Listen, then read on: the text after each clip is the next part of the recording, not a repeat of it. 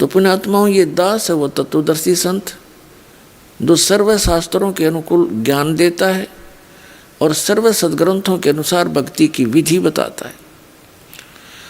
अब आप शिक्षित हैं, सद्ग्रंथ हमारे पास उपलब्ध हैं और आपके ऊपर ऐसी मेहर की है भगवान ने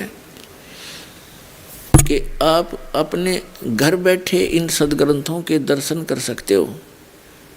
प्रोजेक्टर के माध्यम से यहाँ हम सत्संग में भी दिखाते हैं और टीवी के माध्यम से, सीडी के माध्यम से, पुस्तकों के द्वारा उनके सब रेफरेंस फोटोकॉपियाँ लगा लगा कर आपके पास भेज रहे हैं।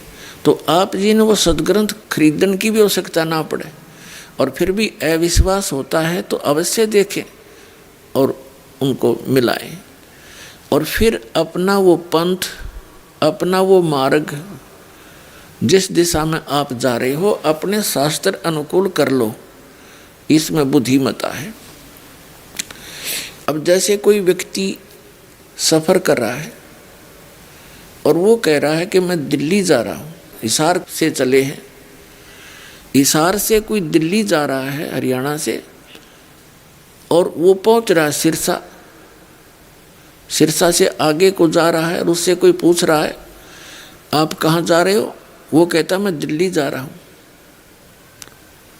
दूसरा जा रहा है जोधपुर की तरफ, वो भी कह रहा है मैं दिल्ली जा रहा हूँ।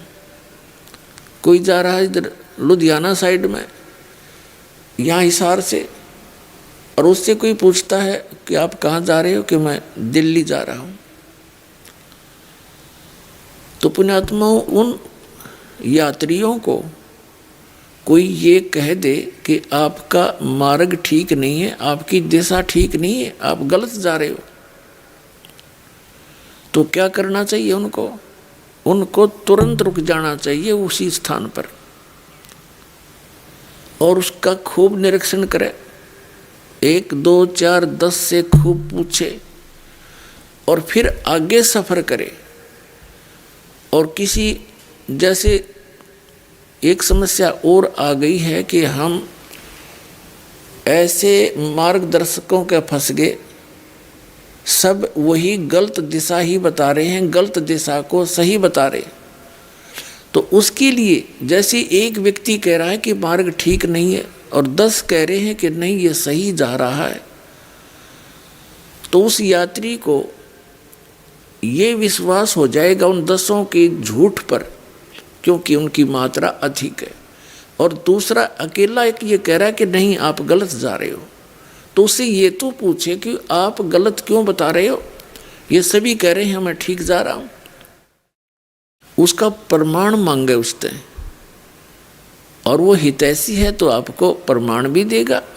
अब जैसे मैप है, मानचित्र, वो व्यक्ति यदि आपको मानचित्र सिद्ध कर देता है कि आप यहाँ खड़े हैं और दिल्ली ये है और आप हिसार से चले हो, हिसार यहाँ पर है और आप जा रहे हो इधर लुधियाना, ये आगे लुधियाना देखो, ये आपके रोड पर लुधियाना लिखा है और आप यहाँ खड़े हो, आप आए हिसार से हो, हिसार से दिल्ली इधर है, तो फिर वो 10 के 10 झूठे सिद्ध हो जाने चाहिए।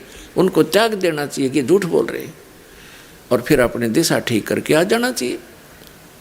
फिर दूसरी समस्या ये आती है श्रद्धालुओं के सामने कि हमने 10 वर्ष हो गए उपदेश ले रखा है उनसे, हमने 20 वर्ष हो गए, हम वापस इधर कैसे आए, आपके यहाँ कैसे नाम लें जो सच्ची साधना बताता है, हमारे उस इतने समय का क्या होगा, वो तो व्यर्थ हो गया।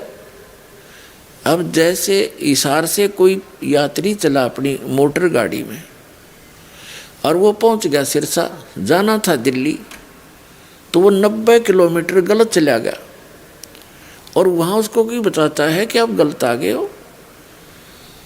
अब ऐसा कोई मूर्ख नहीं होगा ये कहे कि मेरे इस 90 किलोमीटर में चल पड़ा, इसका क्या होगा, अब कैसे वापस जाऊं।